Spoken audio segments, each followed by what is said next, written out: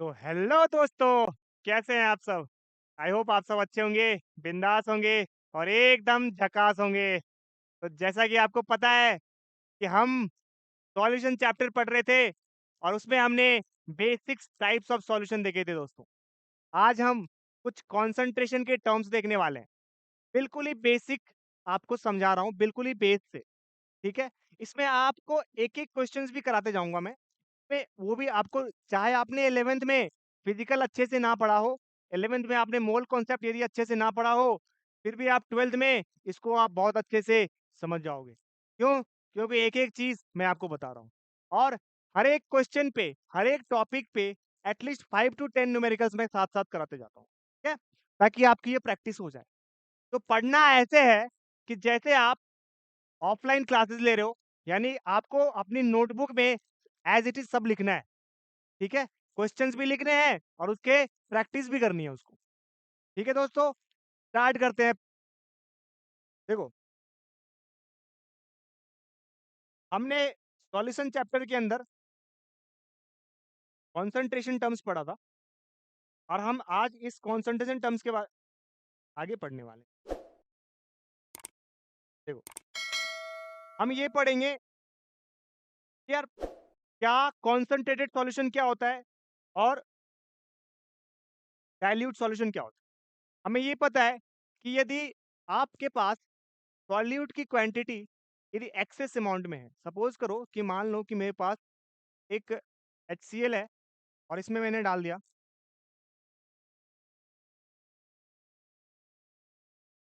तो मैंने H2O में डाल दिया, है ना?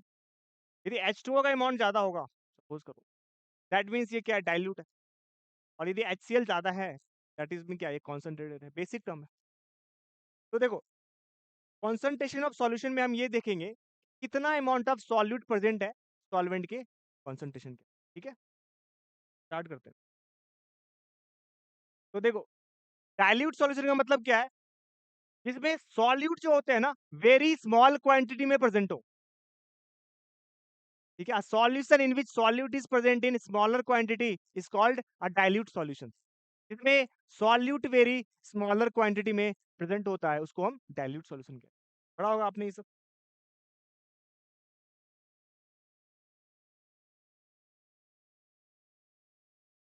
है ना? स्टैंडर्ड सॉल्यूशन क्या होता है? यानी कि जिसका कॉन्सेंट्रेशन हमें नोन होगा ना, वो हमारा क्या आएगा, स्टैंडर्ड सॉल्यूशन आएगा। बेसिक है,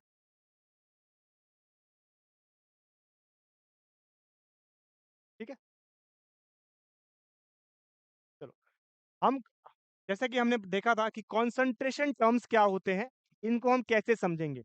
तो देखो, इन जनरल आपको इतने कॉन्सेंट्रेशन टर्म्स आने चाहिए पेपर के अंदर, जो आपने 11th क्लास में मोल कॉन्सेप्ट वाले चैप्टर में पढ़ा होगा, है ना?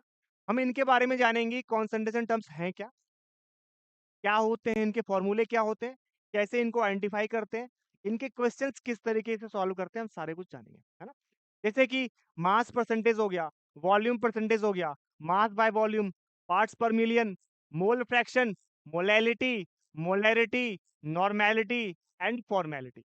इसमें से कि मैं आपको एक हिंट दे देता हूँ, ये जो फॉर्मेलिटी है, ये अपना उतना इंपॉर्टेंट नहीं है। नॉर्मैलिटी भी not that important for the NCERT level, but यदि आप मेंस और एडवांस के लेवल पे जाते हो या नीट के लेवल पे, तो नॉर्मैलिटी इंपॉर्टेंट है। नॉर्मैलिटी भी, mole fraction, ppm, volume, formality not that important, ठीक है? बट हम सबको पढ़ने वाले हैं एक-एक करके और सबके क्वेश्चंस भी करने वाले हैं। तो चलो स्टार्ट करते हैं। सबसे पहला है अपना मास परसेंटेज। मास परसेंटेज क्या होता है और कैसे इसको हम आइडेंटिफाई करने वाले हैं, ठीक है? तो देखो, मास एंड वॉल्यूम का जो परसेंटेज है ना, इसमें क्या होता है कि सपोज करो कि मेरे पास मास परसेंटेज की बात करूं, तो मैं बात कर रहा हूं W/W% की। ये W/V% भी हो सकता है और V/V% भी हो सकता है। इन तीनों के केस में हम पढ़ने वाले हैं।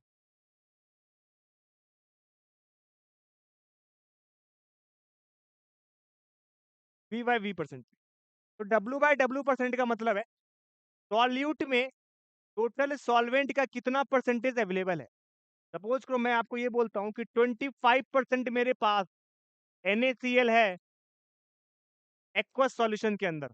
इसका मतलब है कि 25 ग्राम NaCl होगा और 75 ग्राम क्या होगा, वाटर होगा मेरा। दैट इज मैं 25% को 25/100 भी बोल सकता हूँ। यानी कि ये 25 क्या हो गया, सॉल्यूट का मास, और ये 100 क्या हो गया, सॉल्यूशन का मास। तो बताओ मेरे दोस्तों, सॉल्वेंट का मास कितना होगा, 100 माइनस 25 क्या होगा, 75। आसान है। इसको थोड़ा सा डेफिनेशन के टर्म में पढ़ते हैं, बट जरूरत नहीं है पढ़ने की, समझा दिया मैंने आपको। W/W परसेंटेज क्या होता है, amount of solute present in 100 gram of the solvent. 100 gram of the solvent में कितना सॉल्यूट प्रेजेंट होगा, उसको हम कहेंगे W/W परसेंटेज। एग्जाम्पल से समझा दिया मैंने आपको, दोबारा समझाता हूँ। सपोज करो one we take if you take a 1 glass water and in this water 25% NaCl in 1 glass of water. Suppose it is given that there is a 25% NaCl in 1 glass of water. अब 25% NaCl का मतलब क्या है, इसका मतलब है कि 25/100, 25/100। तो दैट मीन्स ये 25 अपना हो गया NaCl, और ये 100 हो गया किसका मिक्सचर, NaCl का और वाटर का। तो मेरी एक बात बताओ दोस्तों, यहाँ पर वाटर क्या निकल के आएगा मेरे पास। वाटर का यदि मुझे पूछे कितना मास है सॉल्वेंट का, तो हम क्या बोलेंगे, सर सॉल्यूशन का 100 है, सॉल्यूट का 25 है, तो सॉल्वेंट का कितना होगा दोस्तों, 75 होगा ना। कितना आसान है, आसान है ना। देखो, आसान हर चीज होती है, बट कॉन्सेप्ट को समझना इंपॉर्टेंट होता है। इसीलिए हम कॉन्सेप्ट को समझने वाले हैं, rather देन कि हम रटने वाले हैं। रटेंगे नहीं, कॉन्सेप्ट समझेंगे। तो मास परसेंटेज क्या होता है दोस्तों, mass percentage is mass of solute divide by mass of solution into 100। This is called mass percentage.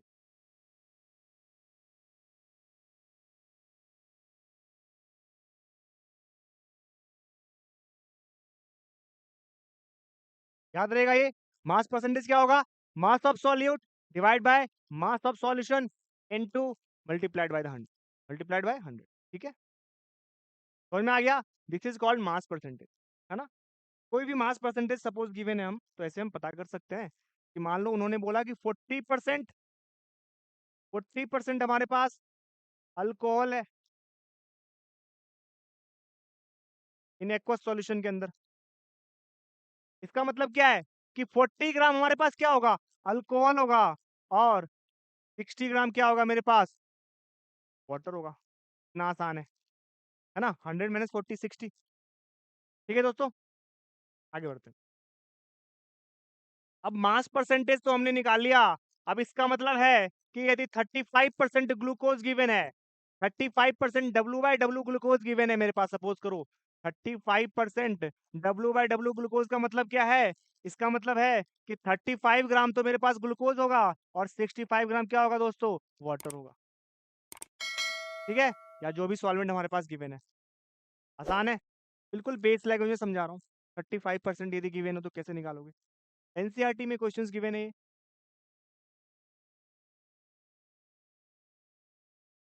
अभी एक आसान क्वेश्चन आ जाता है ना, ये बहुत ट्रिकी क्वेश्चन है, थोड़ा आसान है क्योंकि ये एनसीईआरटी एक्सरसाइज का क्वेश्चन है, एज इट इज ले लिया है मैंने। ठीक है, इन टेक्स्ट में क्वेश्चन था।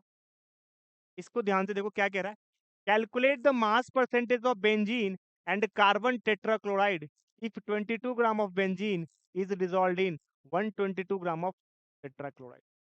मुझे मास परसेंटेज निकालना है। सबसे पहली बात बताओ, यहाँ मेरे पास क्या गिवन है दोस्तों, बेंजीन गिवन है, और बेंजीन में मैं क्या बना रहा हूँ, कार्बन टेट्राक्लोराइड CCl4। बेंजीन मेरे पास क्या है, सी, ना तो पता ही होगा, 12th में आ गए हो। अब एक बात बताओ, ये मैंने लिया है 22 ग्राम और ये मैंने लिया है 122 ग्राम। इसका मतलब ज्यादा, जो ज्यादा वो क्या होगा दोस्तों, सॉल्वेंट होगा, और जो कम है वो क्या होगा, सॉल्यूट होगा। तो this is solvent and this is solute.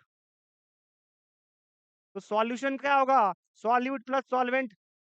solute plus solvent is called solution. That means 122 plus 22, that means 144 gram is the solution का वेट। और सॉल्यूट का कितना है 22 ग्राम। तो मास परसेंटेज कितना होगा, निकल जाएगा 22/144 इंटू 100। कितना आसान है ना। ठीक है, 22/144 इंटू 100, ये करके हो आपको निकल के आएगा अप्रोक्सीमेटली 15.28%। क्या निकल के आएगा, ग्लूकोज का, नहीं सॉरी बेंजीन का। क्या निकल के आएगा दोस्तों, बेंजीन का C6। तो CCl4 कितना हो जाएगा, 100 में से ये माइनस कर दो, 100 माइनस 15.28, ये निकल के आ जाएगा आपका 84.7। आ गया समझ में, आसान है। मास परसेंटेज निकालना बहुत आसान है। मतलब ऊपर सॉल्यूट नीचे सॉल्यूशन मल्टीप्लाइड बाय 100, ऊपर सॉल्यूट नीचे सॉल्यूशन मल्टीप्लाइड बाय 100। कितना आसान था। वॉल्यूम परसेंटेज क्या होता है दोस्तों, वॉल्यूम का मतलब है कि आप ऊपर भी वॉल्यूम लोगे नीचे भी वॉल्यूम लोगे इंटू 100 करोगे। That means volume of solute divided by volume of solution multiplied by the 100। Volume of solute divide by volume of solution multiplied by the 100। ठीक है, यानी कि 100 ml ऑफ दी सॉल्यूशन के अंदर कितने अपने पास सॉल्यूट के वॉल्यूम प्रेजेंट है, उसको हम कहेंगे वॉल्यूम परसेंटेज। ठीक है, एग्जांपल्स वॉल्यूम परसेंटेज का फॉर्मूला क्या होगा, volume of solute divide by volume of solution multiplied by 100, V by V. ठीक है,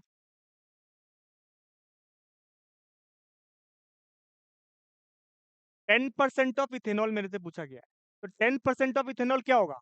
यदि मेरे पास सपोज करो कि आपने देखा होगा फॉर एग्जाम्पल, जब भी आप सैनिटाइजर होगा आपके घर में, या तो सैनिटाइजर देखा होगा आपने या फिर कोई ऐसी चीज देखी होगी जिसमें इथेनॉल हो या कोई भी ऐसा लिक्विड प्रेजेंट हो, वहां पे आपने V/V देखा होगा रेशियो, W/V देखा होगा या W/W देखा होगा। तो यदि आपने V/V देखा होगा ना दोस्तों, दैट मीन्स हमारे पास सॉल्यूशन जो है उसका कितना लेके चल रहे हैं हम, 100 ml लेके चल रहे हैं। 100 ml सॉल्यूशन है और सॉल्यूट क्या है मेरा, 10 ml है, यदि 10% दे रखा है।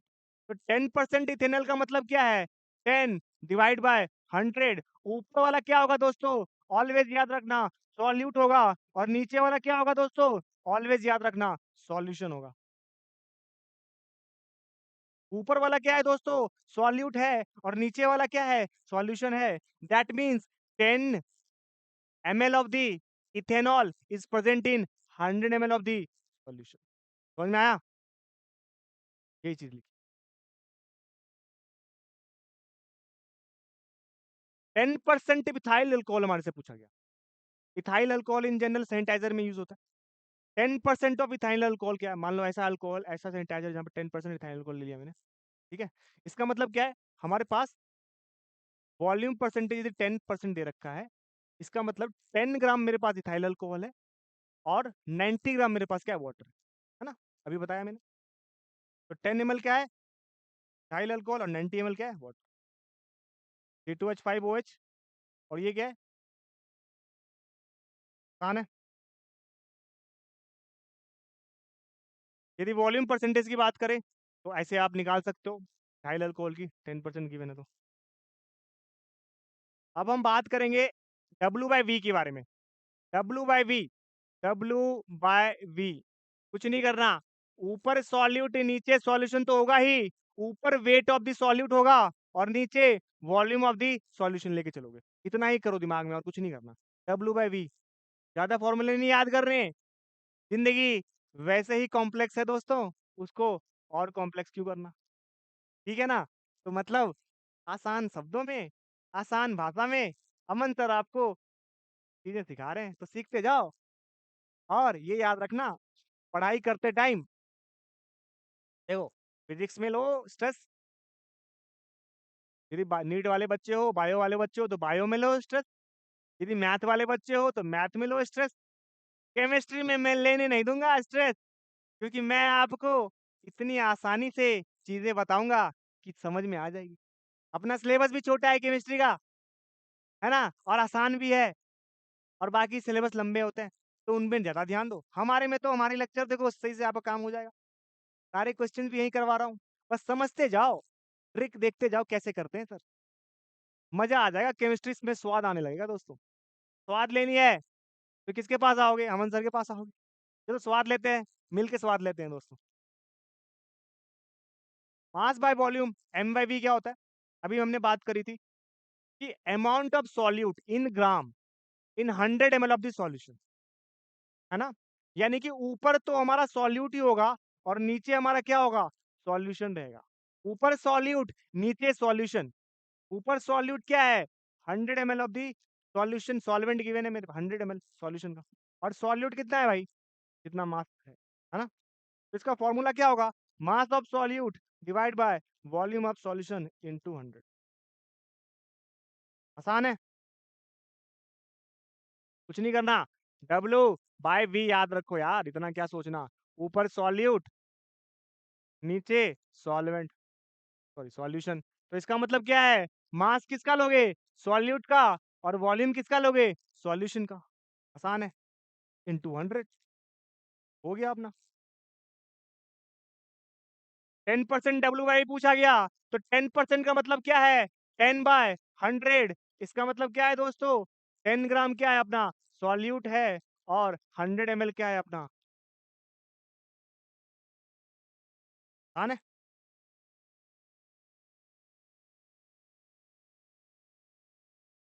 देखो क्वेश्चन है, calculate the mass percentage of NaOH when 10 grams of NaOH is present in 100 ml of the solution। मैंने आपको क्या बोला? एक एक क्वेश्चंस मैं आपको करवाने जा रहा हूं, और सारे क्वेश्चंस आपको बेस से उठा के करवाऊंगा। आसान क्वेश्चन से डिफिकल्ट क्वेश्चन की ओर हम जाएंगे। तो ये क्वेश्चन कह रहा है मेरे पास, जब भी आपके पास कोई भी क्वेश्चन पूछे ना, ऑलवेज गिवन डेटा पहले लिखते हैं न्यूमेरिकल सॉल्व करते। तो यहाँ पर वो क्या कह रहा है? 10 ग्राम्स ऑफ NaOH लिया हमने, 100 ml of the solution. That means ये हमारा क्या हो गया दोस्तों? सॉल्यूट हो गया, और ये हमारा क्या हो गया दोस्तों? सॉल्वेंट हो गया। सॉल्यूशन ले लो, ये हमारा क्या हो गया? सॉल्यूशन। तो इसका मतलब क्या है कि सॉल्यूट मेरे पास क्या है दोस्तों? 10 ग्राम है, और सॉल्यूशन क्या है? 100 ग्राम है। तो मास परसेंटेज क्या होगा? 10/100। आसान है, 0.1 ले लो, ठीक है? 0.1 आ जाएगा आंसर, इंटू 100 करके 10 आ जाएगा, ठीक है? अच्छा, तो हमने क्या देखा?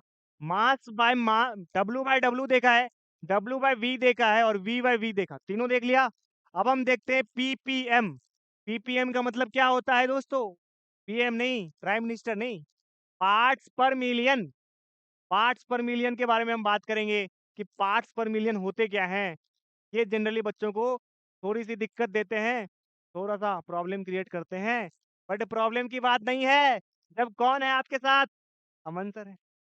अरे क्यों टेंशन लेते हो? मजे करो, स्कूल से आओ, मेरी लेक्चर आराम से लेक्चर देखो, और सब सीख जाओगे, स्वाद आ जाएगा, ठीक है? तो देखो पार्ट्स पर मिलियन क्या होता है। अच्छा, 1 मिलियन में कितने जीरो होते हैं भाई? बहुतों को तो याद ही नहीं होगा कि 1 मिलियन में कितने जीरो होते हैं। मिलियन का मतलब क्या होता है?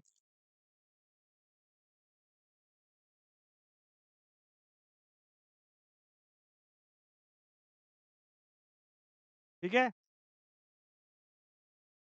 ये होते हैं 1 मिलियन, यानी 10 lakh. 10 lakh, 10 lakh equal to 1 million होता है ना। तो 10 इज टू पावर, समझ में आ रहा आपको? तो 10 इज टू पावर 6 का क्या आ रहा है आपका? जो आ रहा है। इसका मतलब क्या है कि पार्ट्स पर मिलियन को आप क्या बोलोगे? कि सॉल्यूट जो प्रेजेंट है स्मॉल क्वांटिटी में, ठीक है? दैट मीन्स आप पार्ट्स पर मिलियन का फॉर्मूला क्या बोलोगे? Number of parts of the solute divide by total parts of the component into 1 million, that is 10 is to power 6। यानी कि सॉल्यूट का कितना पार्ट था टोटल पार्ट में, मल्टीप्लाइड बाय द 100।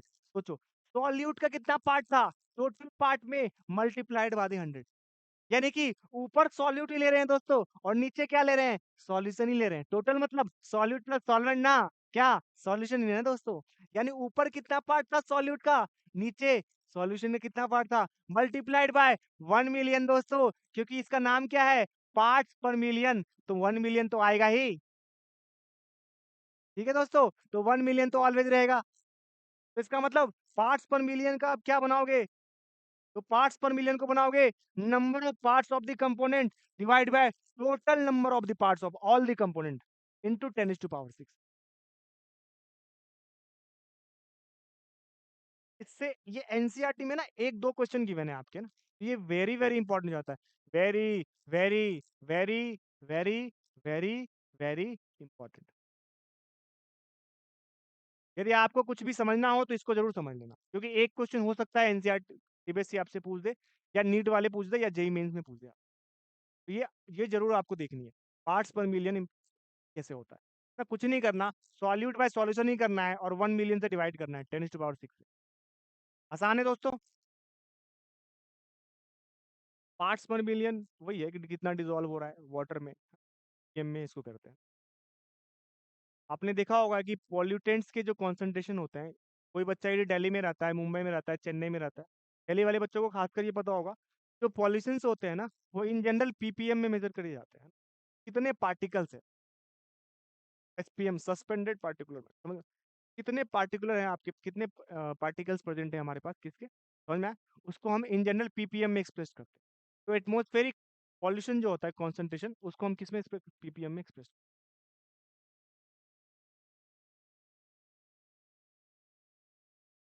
देखो, कह रहा है explain the importance of fluoride and in water. तो fluoride and 1 ppm of fluoride, tooth decay है ना, दांतों में गंदगी लग जाती है ना, उसको रिमूव करते हैं फ्लोराइड आयन से, टूथ डिके को रिमूव करने के लिए। ठीक है, प्रिवेंट्स करता है टूथ डिके। वाटर पॉल्यूटेंट्स कैसे मेजर करते हैं भाई, वाटर पॉल्यूटेंट्स मैंने आपको बोला था, वाटर पॉल्यूटेंट्स को आप कैसे मेजर करोगे, अभी बताया है, क्वेश्चन को सॉल्व करो फटाफट।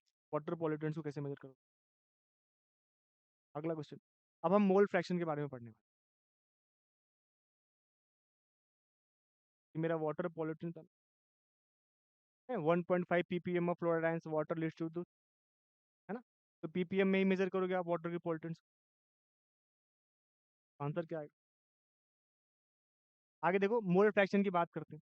तो मोल फ्रैक्शन होते क्या है, तो देखो मोल फ्रैक्शन हमने 9th क्लास में नहीं पढ़ा होगा, थोड़ा सा देखते हैं हम। सर ये होता है कि सर 11th में जाते हैं तो हमें मोल्स पढ़ना है, मोल, अरे भाई 9th में ही मोल फ्रैक्शन थोड़े बहुत पढ़ना पड़ता है आपको, मोल्स वगैरह वहाँ पढ़ने पड़ते हैं। तो वहाँ यदि आप अच्छे से पढ़ोगे तो 11th में उतनी प्रॉब्लम नहीं आती, और 11th में मोल फ्रैक्शन अच्छे से पढ़ोगे तो 12th में उतनी प्रॉब्लम नहीं आएगी। तो हम स्टेप बाय स्टेप सीखते हैं ना, 9th 10th 11th 12th का ये बेस ही है अपना, तो बेस स्ट्रांग होते रहेगा ना, फाउंडेशन जब स्ट्रांग होगा तो बिल्डिंग भी स्ट्रांग बनेगी ना, है ना। सपोज करो बिल्डिंग बन रही है और नीचे बालू की जगह पे मिट्टी डाल दिया, तो बिल्डिंग तो नीचे गिर जाएगी ना यार, तो फाउंडेशन स्ट्रांग होनी चाहिए। ठीक है, तो मोल फ्रैक्शन हमें 11th में बहुत अच्छे से, शुरुआत इसकी 9th में हो जाती है। मोल फ्रैक्शन होते क्या है, देखो मोल फ्रैक्शन कुछ नहीं है, हमारे पास ये है कि कितने मोल्स सॉल्यूट के प्रेजेंट होते हैं, total moles of the solution, है ना। डेफिनेशन ये होती है, डेफिनेशन नहीं याद करनी, डेफिनेशन आपसे नहीं पूछ रहा, न्यूमेरिकल आपसे पूछेगा। तो मतलब क्या है कि मैंने क्या करा, एक डब्बा ले लिया, इस डब्बे के अंदर मैंने क्या करा, पानी डाल दिया, वाटर डाल दिया, और NaCl डाल दिया, H2O डाल दिया दोस्तों, और NaCl डाल दिया। तो H2O मेरा क्या हो गया दोस्तों, एक सॉल्यूट हो गया, और NaCl क्या हो गया दोस्तों, एक सॉल्यूट हो गया हमारे पास। तो सॉल्वेंट क्या है, H2O है, और सॉल्यूट क्या है मेरा, NaCl। ठीक है, सपोज मैं आपको बोलता हूं कि मेरे पास जो सॉल्वेंट है ना, तो मैंने क्या करा, दो पार्ट है इसके अंदर, ए और बी। सपोज मैं ये बोलता हूं,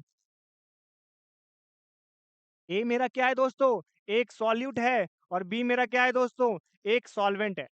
ठीक है, बाइनरी सॉल्यूशन की बात कर रहा हूं। यदि ए मेरा सॉल्यूट है, तो ए का जो मोल्स होगा वो Na आएगा, और बी का जो मोल्स होगा वो Nb आएगा, है ना। Na equal to moles of A, और Nb equal to moles of B. तो मोल फ्रैक्शन क्या होता है कि total number of moles of one component divide by total number of moles of all the component. यदि मैं बोलूं आपको कि मेरे से ये पूछा है what is the mole fraction of solute, mole fraction of solute, इसको मैं एक्स से डिनोट करता हूँ, एक्स से mole fraction of the solute which is equal to what, तो मैं क्या बोलूंगा, सोल सॉल्यूट का moles divide by total moles, solute का moles divide by total moles, that means Na divide by Na plus Nb। समझ में आ गया? आसान था। जिसका मोल्स निकालना है, जिसका मोल फ्रैक्शन निकालना है, उसके moles divide by total moles. बहुत आसान है। ठीक है, तो मतलब बाइनरी सॉल्यूट देखो, सेम चीज यहाँ पे लिखी हुई है दोस्तों। ये किसका मोल्स है? सॉल्यूट का मोल्स है।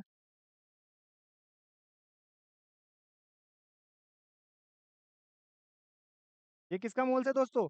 सॉल्यूट का। ये किसका मोल्स है? सॉल्यूट का। और ये मोल्स है अपना सॉल्वेंट का। तो सॉल्यूट का moles divide bye solute plus solvent. आसान है, मोल फ्रैक्शन आ गया निकल के। अब इंपॉर्टेंट है ये बहुत सारे क्वेश्चन आपको सॉल्व कराएगा, तो मोल फ्रैक्शन अच्छे से देख लो, वेरी वेरी इंपॉर्टेंट टॉपिक है ना। ठीक है, अभी ये नंबर ऑफ कंपोनेंट है ना, मान लो कई सारे कंपोनेंट है, मान लो फॉर एग्जांपल मैंने बोला कि मेरे पास ये एक गिलास पानी है, इस गिलास के अंदर मैंने आपको डाल दिया,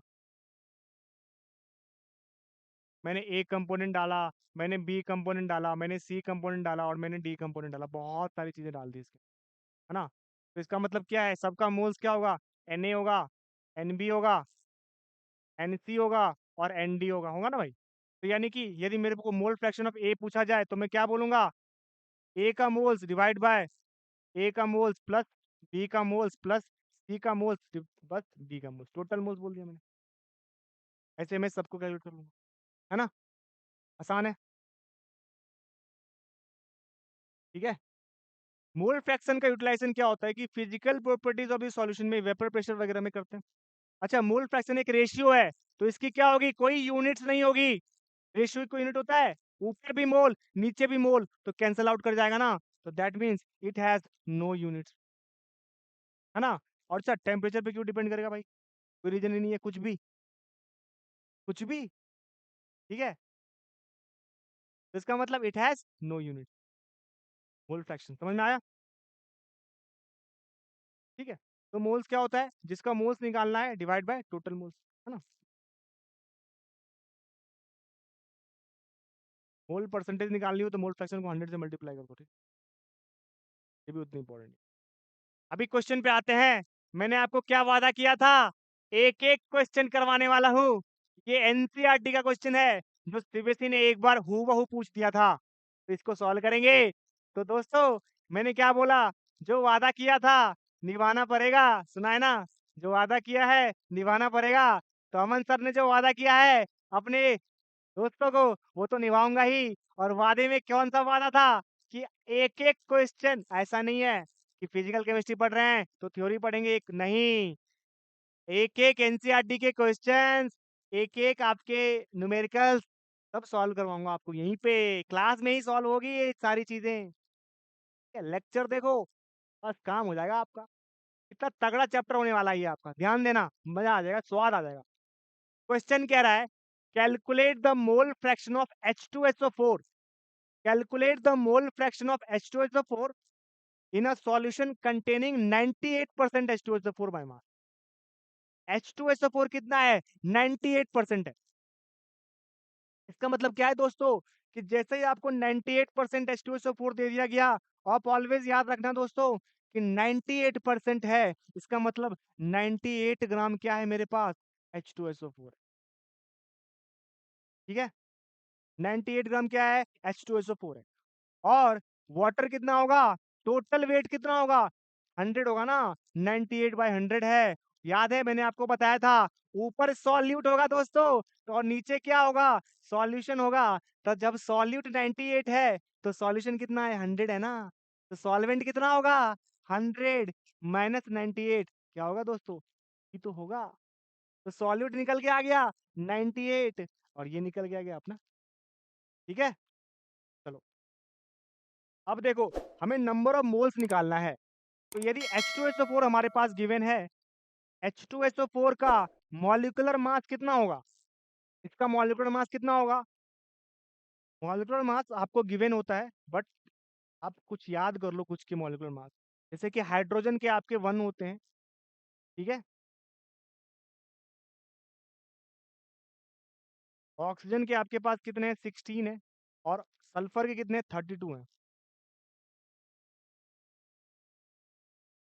यदि मैं H2SO4 की बात करूं तो यानी कि हाइड्रोजन का 1 है मल्टीप्लाइड बाय 2 क्योंकि 2 एटम्स हैं हाइड्रोजन के, प्लस सल्फर है कितना है? 32 प्लस ऑक्सीजन है कितना है?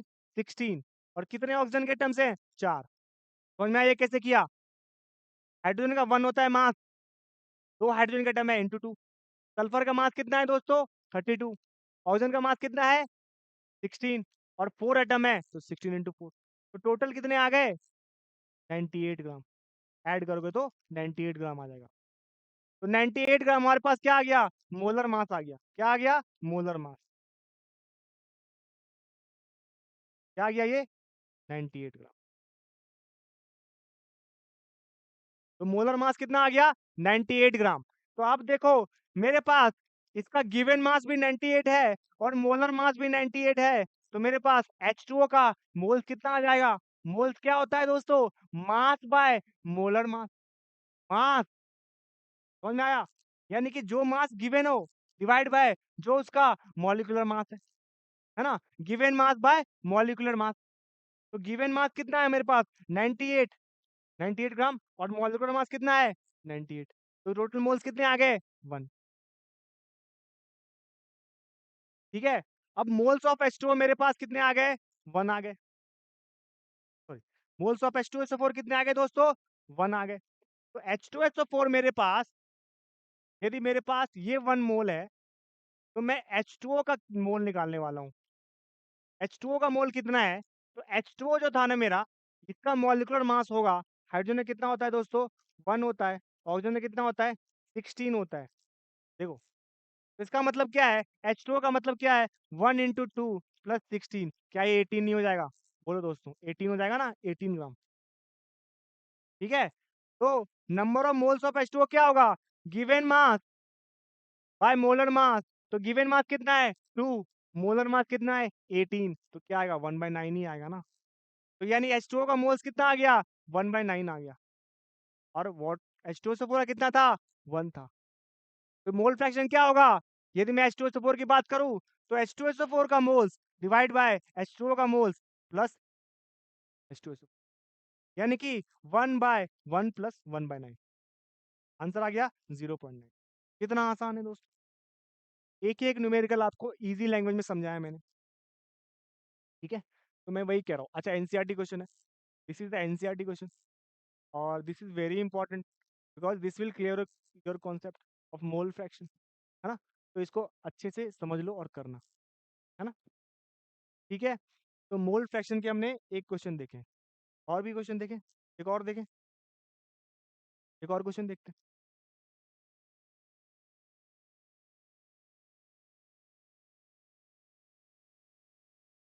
चलो, ये सारे एनसीईआरटी के क्वेश्चन हैं।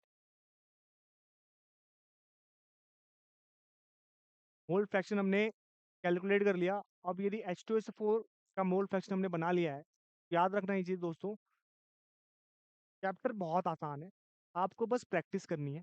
जब नेक्स्ट क्लास में हम आएंगे तो हम और क्वेश्चनों की प्रैक्टिस करेंगे, है ना, मोल फ्रैक्शन के ही। और हम एनसीईआरटी के क्वेश्चन साथ साथ लगा रहे हैं। देखो मैंने क्या बोला था आपको कि मैं हर एक क्वेश्चन को यहीं पे करवाऊंगा सॉल्व। मैं कुछ भी आपको ये नहीं कर रहा है घर पे कर लेना, नहीं, मैं यहीं पे कराऊंगा और एक एक चीज बेसिक से समझाने वाला हूँ, इसलिए घबराने की बात नहीं है। आप जो भी लेक्चर यहाँ देखते हो उसको बस अपनी नोटबुक पे नोट डाउन करो। यदि क्वेश्चन ऐसे लिखे हुए हैं तो क्वेश्चन भी नोट डाउन करो, वीडियो पॉज करो और क्वेश्चन सॉल्व करने का ट्राई करो। एक बार आपको लग जाएगी क्वेश्चन ठीक है तो फिर सॉल्यूशन देख लो इसके प्ले करके। तो दोस्तों साथ मिलके करेंगे ना, साथ मिलके करेंगे और केमिस्ट्री में गारंटीड बोर्ड में 95 प्लस आने ही आने हैं आप। और केमिस्ट्री जेई और नीट के बच्चों के लिए भी बहुत ही आसान हो जाएगी। तो देखो दोस्तों, साथ मिलके करेंगे और अच्छे से सॉल्व करेंगे। ठीक है, तो इसी के साथ हम मिलेंगे अगले लेक्चर में, जहाँ मैं आपको और न्यूमेरिकल्स बताऊँगा इस चैप्टर के बारे में और डिटेल में पढ़ने वाला। ठीक है दोस्तों?